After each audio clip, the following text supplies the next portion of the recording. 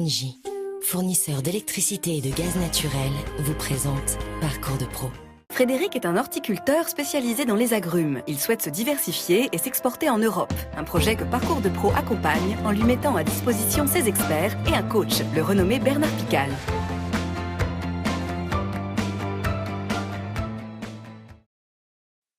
Le projet de Frédéric est maintenant bien défini. Il va bientôt pouvoir lancer sa nouvelle activité. Bonjour Frédéric, ça va? Dernière étape, la venue d'un expert en énergie. Il s'agit de limiter l'impact de son futur développement sur un poste de dépense déjà important. Bon, j'ai fait le point sur ce que tu m'as laissé la dernière fois, sur toutes les consommations d'énergie à l'année que tu avais eues. C'est le chauffage des 10 000 m² de serre qui représente la principale consommation d'énergie de notre horticulteur. Voilà la chaufferie. Mais Arnaud a des solutions. Voilà Frédéric, tes réseaux de distribution de chaleur, ils sont nus. Ils n'ont pas d'isolant dessus, donc on va perdre cette chaleur-là. Il faut l'isoler, ce qui fait que moins ça sort, plus il y en a de disponible là-bas, moins elle consomme. Donc là, c'est vraiment tout le réseau à l'intérieur. Voilà, tout ce qui est réseau nu, on va essayer de limiter la chaleur qui va en sortir.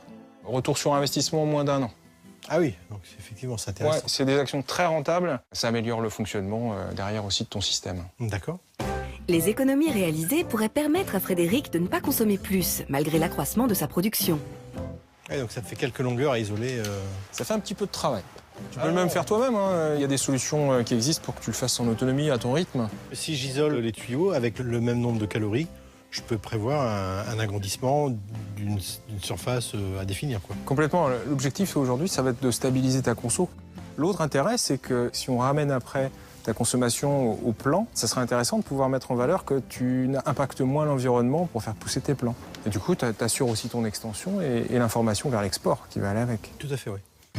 Frédéric a en effet prévu d'agrandir ses serres de manière conséquente. Il se demande quels matériaux il doit privilégier pour une isolation optimale. Donc l'objectif, c'est de couvrir cette pépinière de 3000 m². Et là, on se pose la question, comment on doit la couvrir pour optimiser l'énergie? Les serres que tu as actuellement sont de très bonne qualité, hein. Cette double paroi, c'est très très bien. Ça serait intéressant de se rapprocher aussi des constructeurs de serres, parce que la technologie évolue beaucoup sur ces parts-là. L'autre poste de dépense important de Frédéric, c'est bien sûr l'eau. On est à 6500 m³ à l'année.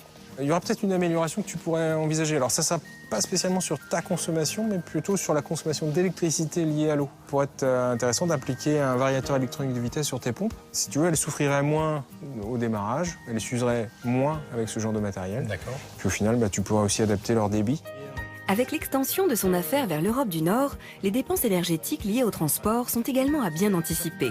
Frédéric a tout intérêt à trouver des solutions malines et cohérentes avec son positionnement bio.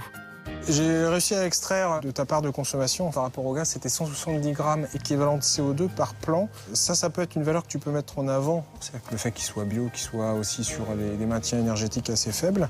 En plus, sur le site, on peut encore faire plus. Ce que je peux te conseiller, c'est que tu as la possibilité de mutualiser avec le secteur de l'horticulture sur du transport vers l'Europe du Nord. Mieux isoler son réseau de distribution de chaleur, installer des variateurs de vitesse sur ses pompes à eau et privilégier un mode de transport collaboratif pour sa marchandise, Frédéric devrait ainsi pouvoir maîtriser ses coûts et son impact environnemental. C'était super intéressant parce que c'est un domaine que je ne connaissais pas du tout et j'ai vraiment plein de pistes de travail maintenant. Merci beaucoup. À bientôt. À une prochaine fois. Parcours de Pro vous a été présenté par ENGIE, fournisseur d'électricité et de gaz naturel.